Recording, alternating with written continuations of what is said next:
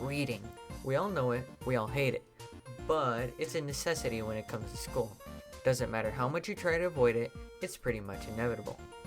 I've always had some dislike for reading and writing, mainly due to the constant flow of work I've had to deal with in the last 16 years I've been alive. I, understandably, ended up being heavily burnt out by all that, meaning any love or happiness I may have had before has now turned into dread and or anxiety.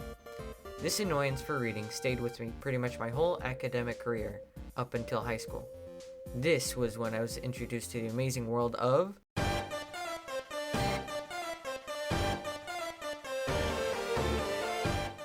In my freshman year of high school, I was introduced to an app called Webtoons, which contained a bunch of homemade webcomics.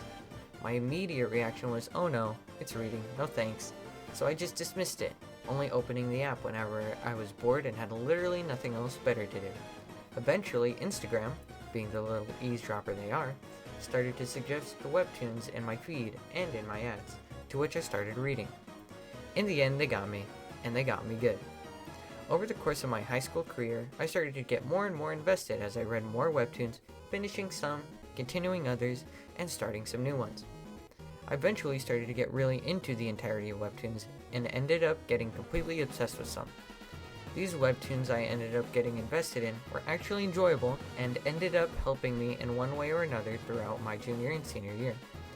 The Webtoons I plan on talking about are Seasons of Blossom, When the Day Comes, and Omniscient Reader's Viewpoint. The first webtoon I will be talking about is Seasons of Blossom by Hong Duk and Nimona.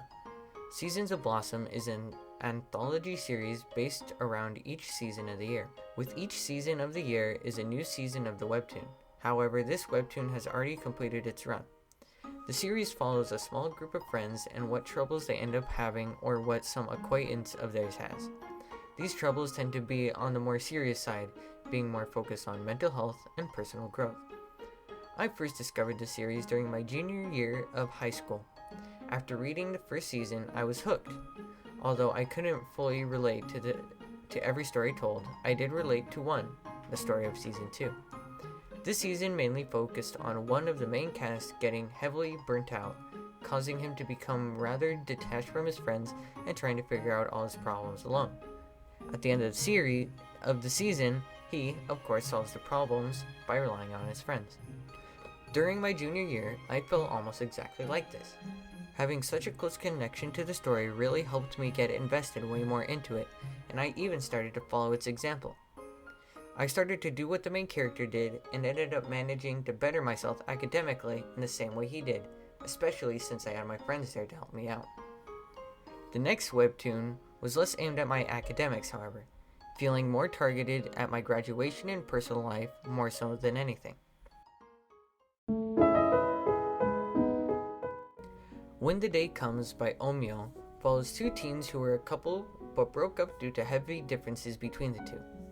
However, before they broke up, they volunteered to do a special couples dance competition, meaning now they have to hide their breakup from their classmates so that they can still participate. I came across this webtoon during my junior year as well, although it did not have much significance to me at the time. I was mainly drawn in by the nice, bright, but soft colors, and the very nice watercolor-esque art style. Come senior year, however, I started to relate to the series a lot more, but not for the reasons you'd expect. The main side plot for the entire series is the preparation for the school fair, where the dance competition will take place. This is mainly what I related to. The preparation for this end-of-the-year event ended up relating pretty well with my senior year. While prepping for this event, the characters end up sorting out all their main problems and identified what they should be working on as they come towards the end of the series. I ended up reflecting this heavily in the way I dealt with my senior year. Any loose ends I had, I tried to resolve and managed to improve on most of the things I realized were ruining my main motivation to do things. Looking back on it, the whole side story felt like an allegory to how senior year tends to be, as everything starts to feel like it's wrapping up and everyone starts to prepare for the big event in one way or another. So far, each webtoon I have covered has helped me in life either academically or personally, making me see more reasons to read more, especially webtoons. This last webtoon, however, is the main contributor as to why I have a better attitude towards reading now. Omniscient Reader's Viewpoint by Sing and Song follows Dokji Kim, an average salaryman with a hobby of reading web novels. The novel starts off with him reading the last chapter of his favorite web novel, 3 Ways to Survive the Apocalypse. As soon as he finishes the story, however, the apocalypse he had been reading about for a decade has become true. Since he now knows exactly what will happen, Dokja aims to keep his friends alive and change the ending to the story. This series has become by far my favorite piece of media, and the basis to most of my creativity. From the constant payoff of events, the great consistency of the story, and the art style of the webtoon, the series has yet to make me lose interest in it. Everything about this series makes it a really great read, especially for me as it's deeply rooted in sci-fi and fantasy. This series in particular is especially what made me appreciate stories and books more, as it's the first series that has made me genuinely excited for its physical release. Because of everything this series is, it has remained my number 1 since I've started reading. And here's me with the physical book, just to show you how much I love the series.